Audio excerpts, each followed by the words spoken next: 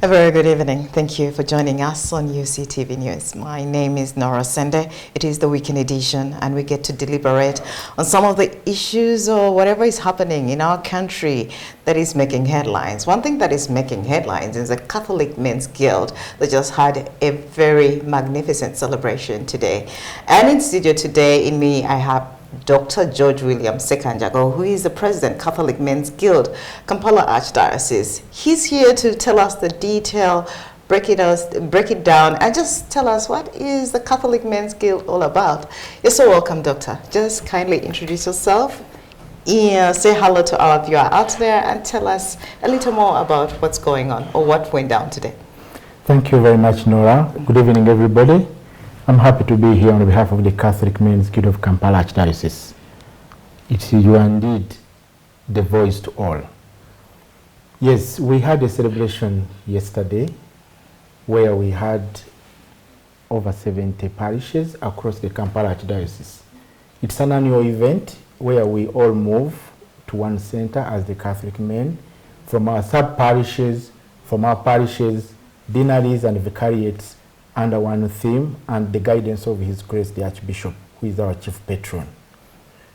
The Catholic Men's Guild is one of our sanctifying commission departments. Sanctifying commission are those secular or lay-led associations or guilds in Kampala Archdiocese especially, and their purpose is to inculcate values of the Catholic man or Catholic faith in their day-to-day living. Yes. We are situated in Old Kampala. We have 73 parishes, and we have people who go down the ladder to support us in doing our faith. Very nice. It's really very encouraging when we see men involved in the church, especially in leadership in the church, and taking up space in the church. Because quite often when we see church celebrations and when we see our daily masses, the majority is basically women. But it's really nice that the Men's Guild, the Catholic Men's Guild, is actually out there doing something. And someone might actually think, what is the Catholic Men's Guild all about? Let's just start with the celebrations that just happened. What was the theme of the celebration? Thank you, Nora, once again. The theme of the celebration is in line with the Archdiocesan theme. This year's 2024 theme is about we the baptized, let us journey together in communion, in participation in communion in the mission. It's part of the synodal teaching where we must co-share in the preaching, in the sanctifying, and in the day-to-day living of our faith. The theme was we the baptized Catholic men, let us journey together in the participation in the mission. What is our mission in most cases? It's the mission of being witnesses of Christ, light to the world. Men are a special creature. By creation, we're empowered by God in His own image as mankind to prevail over other creatures. We assume the leadership role, but very many times we've failed short of living to the values that God created us for.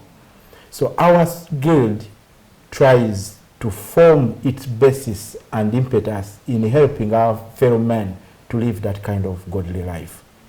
We meet to celebrate religiously, but we also meet to share successes and failures. It's about oneness, togetherness, brotherhood, and in so doing, we shall be manifesting our help to ourselves and also others. So we have 5 objectives, but I'll mention those that are very prime to me. To deepen our faith. Our celebrations yesterday were the climax of the sub-celebrations. At parish levels, at sub-parish levels, and at vicariate levels, our Catholic men celebrate their day-to-day annual days. But the climax is the one of the Archdiocese, where our bishop, the chief patron, is always he comes and addresses us on a theme, but also we are guided on the next strategy. So to deepen our faith, that is one way. How do we deepen our faith? By learning from our elders, but also picking lessons under the theme. The second thing is the responsibility that comes with us, the men, in our families, especially in the upbringing of our children. We are the present and the future church. We give birth to children, and those children become our priests, our brothers, our sisters, and they serve God. But also those of us who remain, we partake into God's trio duty as a king, preacher, and priest. Do you know that I'm a small father in my home? I'm the parish priest. Maybe I'm also the bishop, because I must create the direction of faith in my children. I lead the prayers. I must ensure that they take the sacraments. I must ensure that they live the virtues of a true Catholic person. In so doing, I'm the priest. But I'm also the king, because I'm the leader. I must delegate authority under me, but I must also lead by example in the day-to-day activities. As you do the homework with the children, you are espousing virtues and values of future leaders.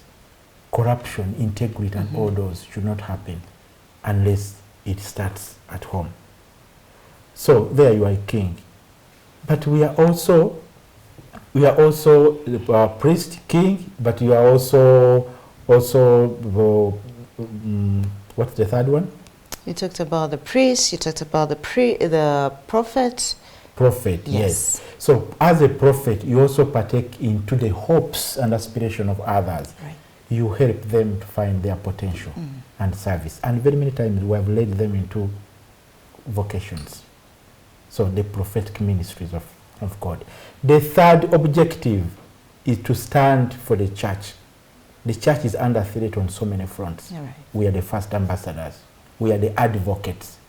And we are people who must tell the truth, defend the church, mother church, because we are true witnesses, light to the world.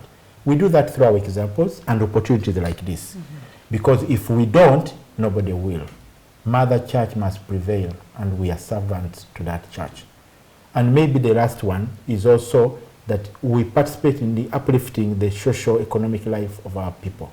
You know very well that you cannot serve without being able to serve. All right. So we create opportunities for learning, programs, projects, training, empowerment, all of it aimed at helping our people have sustainable livelihoods. In so doing, they will be able to donate to the church to pay their tithe. But they also leave their responsible families because they are able to fulfill the requirements of their home, the kameza.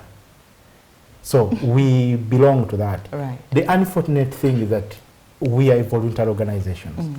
We do not have means to pay people. Right. But we have a duty to do that because God gave us that duty.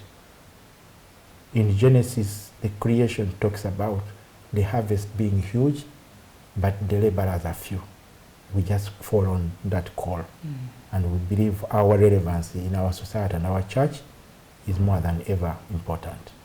I really like your objectives, and they are really good, not just for individuals, but you see it is connected to the family until the broader community. Yes. There's one thing that has really gone on people's minds at the back of the head is that most of the time when we walk in for masses, like I had earlier on stated, we see a few men involvement in the church and church activities. What is the Men Guild doing to help most of the laymen get more involved into the church? And not just in the church, but also even at home. In our, like you said, the three that you mentioned, as the king, as the prophet, and as the priest, that involvement that kind of trickles into the community. Yeah, thank you, Nora. You are really touching the very core of our challenges. The truth is men are involved, but they may not be committed. Right. Many times they keep engaging, I'm with you, but they are not in the front line. Maybe it's now time to be committed, being fully involved up to the bitter truth. Yes, opportunities have come for men to partake into the full ministry, whereby they don't only speak about values, but they must be the exemplary leaders to show the values, to show the way. Yes, the church has always been a women-led church. You know that even in the Bible, when 5,000 were fed, 5,000 were men, but I'm sure the women were few. Do you believe so? So possibly there were very many. But we have an opportunity now to start afresh. In many of our programs, we encourage men to lead by example, not to lead by the back, to lead from the front. If it is me, but it is the faith that I have that is inspiring me to even take up the leadership. But very many times, you know that men as providers, they believe the material defaults are the very reason for their escape from being in the front line. When you don't have money, you feel you are not confident enough to serve. When you have marital issues, you feel you are not confident. Men are not good at covering up. They will just show obviously. But women can always smile even when things are not well. Possibly those are the small opportunities we can tap into. But we do those in form of programs. We have retreats to entrench us into the faith, but also to give us opportunities to move on. Challenges will always be there, but they are better addressed when you have brothers to carry you with. Our guild is about brothers coming together to find solutions to the challenges. Some challenges are individualistic, but a problem half said is a problem half solved. Those are the platforms we promise. We believe with these occurrences we can make a change. Surely, Yes. indeed. I feel like the Catholic Men's Guild is already making a significant change. And the celebrations that just concluded, well, are a climax to your annual celebration, right? Yes. And what are some of the programs in between there that leads to this at the end of the year? Okay. This is the Archdiocesan annual CMG Day. CMG is Catholic Men's Guild. It's the Archdiocese because that's the climax. But remember, the leadership does not start and stop at the Archdiocese. We have sub-parishes, the basic Christian communities, we've got the parishes, and then we've got deaneries, vicariates, and then the diocese. So our leadership is present in parishes and sub-parishes. As of now, we have 73 parishes within Kampala Archdiocese. That number will increase next year. So imagine where you have 10 leaders led by the chairman of the Catholic Men Guild in that parish. Now, each one has gotten activities that are the same at the archdiocesan level. We support and coordinate them. We represent them on the grassroots. We go and support them to deliver the projects and all that. So those activities, each parish has their own celebrations. But there is one that unifies us all because we are all not the same. Parishes that are peri-urban have got a different way of doing things. Parishes that are far away, theirs is possibly not pompous. But now here is an opportunity to show cause why we belong to the guild as one body. So yesterday's situation was about the climax of the celebrations of the Catholic Men Guild. But it's also important to tell you that every 15th November is St. Bali Kudembe Patron Day. Now, our day is chosen the Sunday after because of the Sunday where people could be available. So our Patron Saint's Day becomes the climax for all that. But we've gotten these activities run across within the year, and I'm always privy to being everywhere, either to boost the morale, to talk to them, to refreshen, but also to create the change that we want at the climax. Yes. Very nice. Well, we are at a time in history where we are witnessing a lot of instabilities in families. I feel like never in history have we seen a lot of challenges that families are grappling with in regards to so many angles, financially and then morally and then in different aspects of life. And I feel like the Men's Guild can be a solution to some of these challenges that are happening in families, being that men are actually key in what kind of foundation families are. Tell us, what is the role of, what are you doing as a Men's Guild to make sure there is that bit of sanity and stability in families? Yeah, families are central to our lives. Right. And they are empowered and blessed by God. In Genesis, we see creation of man as the man and the wife as their supporter, helper. Both are empowered to foster God's creation forward. In so doing, they co-share in the process of delivering the next generation. Now, of course, men are not the only leaders. Margaret Thatcher in the 1970s, Hilda Thatcher said, if man is the head of the family, the woman is the neck. If the neck wants to turn this way, the head must come along. We believe we co-share in the pursuit of sustainable livelihoods and families everywhere. And if families are stable, it means we have a stable parish, a stable church, a stable country, and a stable world. It is important, therefore, that all of us contribute to the same cause. Truth be told, we must provide the leadership. Where we fail to deliver, that is the point we should take on.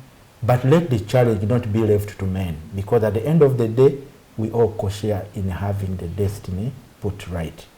Yes, in our Catholic Men's Guild, family is very central, because we are people who must lead by example.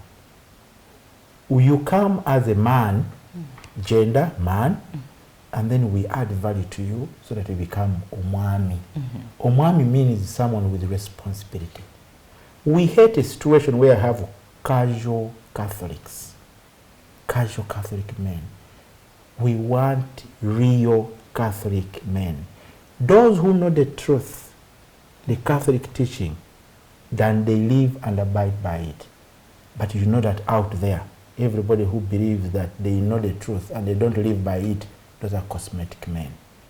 We need the real Catholic men. The real Catholic men create a change they desire for themselves and their families and their country. It's what journey is what we are interested in, and God willing, it will continue even after me. It will indeed, and that is wonderful, because the way you said it, it's like you need genuine people out there who actually are not cosmetic, but walk the talk. Yes. And walking the talk is not exactly some easy thing, you know. I know the Catholic Men's Guild is doing it because you have programs, you have structures, you're organized, and you're doing whatever you can to make sure that actually this unit actually grows and it's very impactful. But I feel that has come with a lot of challenges also. Just as men, you're already challenged enough. So just tell us, what are some of those challenges that you face as a Men Guild in your mission? And how do you do it? How do you combat these challenges that you come across? Thank you, Nora. I think that's a heavy one. First, we start with our calling. It's a voluntary call. Right. But we can't abdicate God's call. God finds ways to provide for us. The truth is we are human beings, we have families, we have children, but we also have responsibilities to pursue. Very many times those conflict, but it's upon you to choose the truth, the very best for your information. Right. Yes, that's the first one, is about voluntary. The second one is that those who are voted into leadership think that they are helping the church. But Nora, let me tell you the teachings. Already I've told you about the teaching about the harvest being huge and the laborers are few. God is out there calling us. But also the journey of redemption, the redempting purpose, the redempting aspect of God as king, prophet, and priest must continue. Many are called, few are chosen. All those go ahead to indicate to us that God's calling is us to emulate. Now the question is, who is eligible? There are those who go into priesthood. They are prepared and chosen by God in that path. Right. There are those who become sisters and nuns. That's their path. Right. But some of us will remain as we are. We also have a contribution to the church. This is the provision for you. Come to the guild. Come the way you are. We don't refuse people to drink. We're not asking for so much. Join the club. Be incarnated with us. Make sure you take into certain aspirations for your own good, but also togetherness. Now, that alone becomes a cost on them. Too much time spent, no value, no money.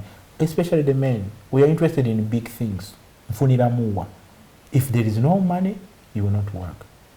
But God is sometimes the our provider. All of us have businesses and they keep running. We don't know how God does that. When you have the calling, you must fulfill. You don't surrender. The third one, those who come into leadership, they have taken a bold step to lead, sometimes give up so quickly. They see this as taxing. 5 years, 3 years, too much. And they give up. They are journeying together. But we keep telling them it is possible. Because you cannot surrender now. God has called you. He knows your weaknesses. Many of us are picked because we are the most wicked. And he empowers us and anoints us to serve. The baptized, we are God sent. Yes. So we are also privy to the challenges of this country, where you don't have your own means, you don't have your own resources. The law, you must live with it, and so other many things. So it's upon you being convinced that what you are doing is good, and that's why we keep coming once and again and again and again. Very nice. Yes. How can we, the women, assist you in this to make all these objectives come to life, really? Good question. You first have to assist yourselves.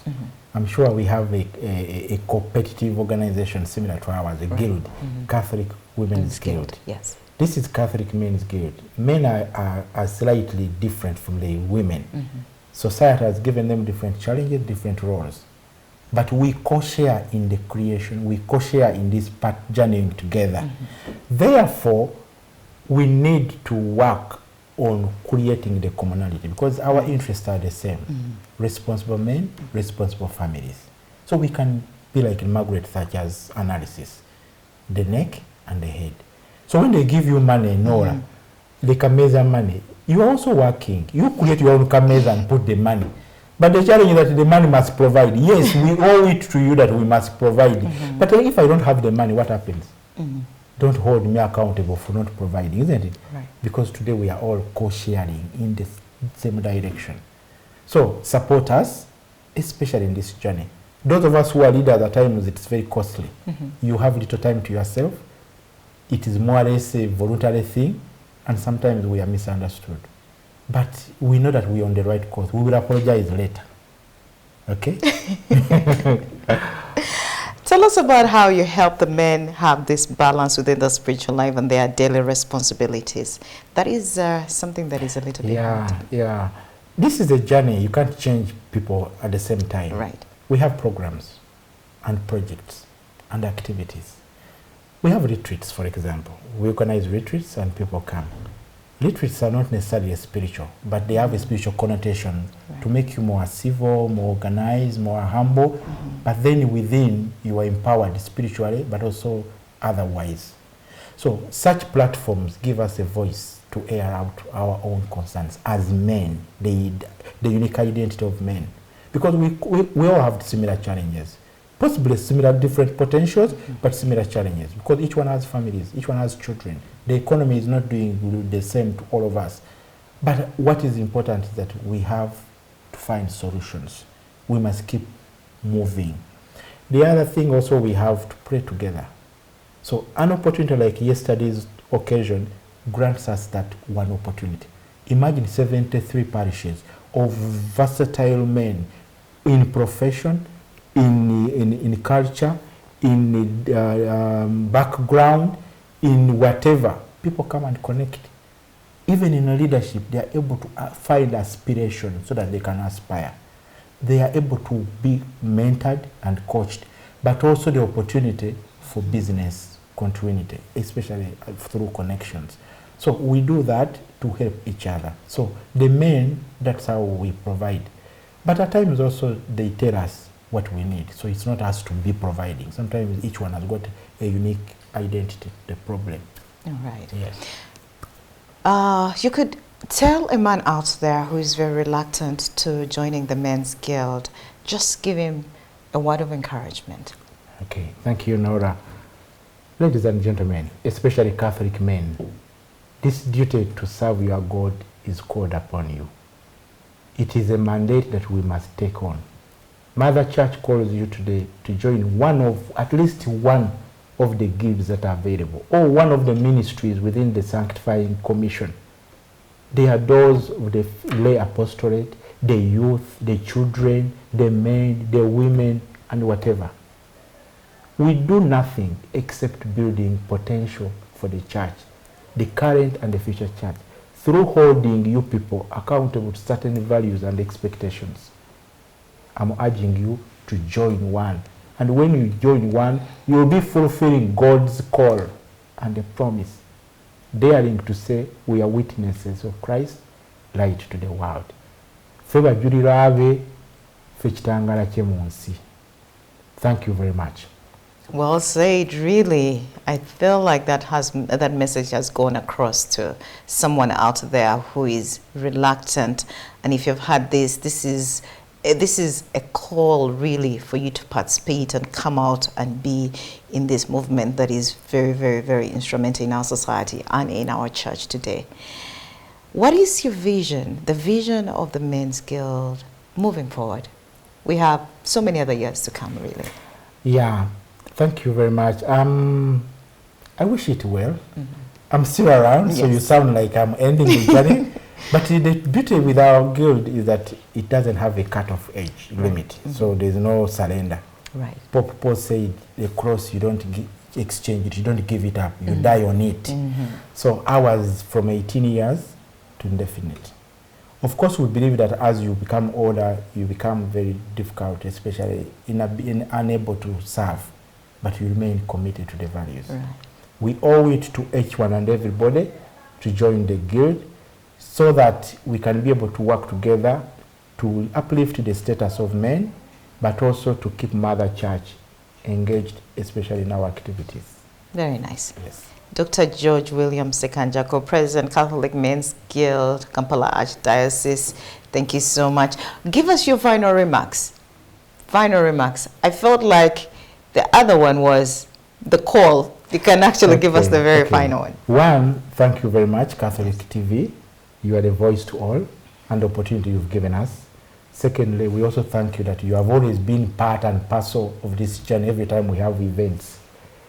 Yes, the last call is about us joining the guild. It doesn't matter where you are.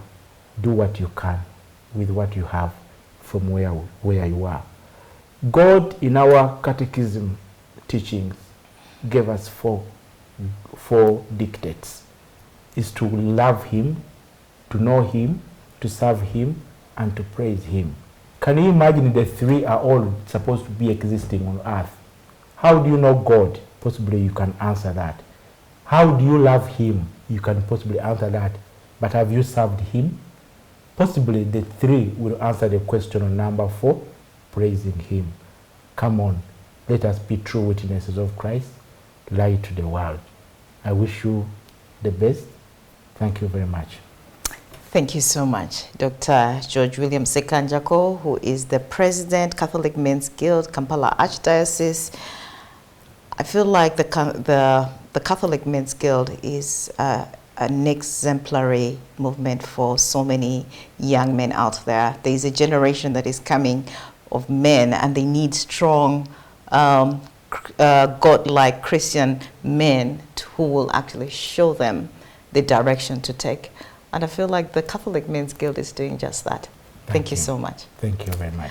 It has really been nice having and discussing these celebrations of the Catholic Men's Guild. If you're a man out there and you have not joined this guild, please do yourself a favor and do that. Not just for you, but for your families and for the generations to come, for your community and for the church, for the Catholic Church. It has been really nice discussing this. I've gotten very good insights and very new knowledge, actually, that will actually keep me going for quite some time. I hope you have learned 1 or 2 things yourself. Well, until next Sunday, I'll see you. My name is Nora Sende. For now, enjoy your evening and have a great week ahead.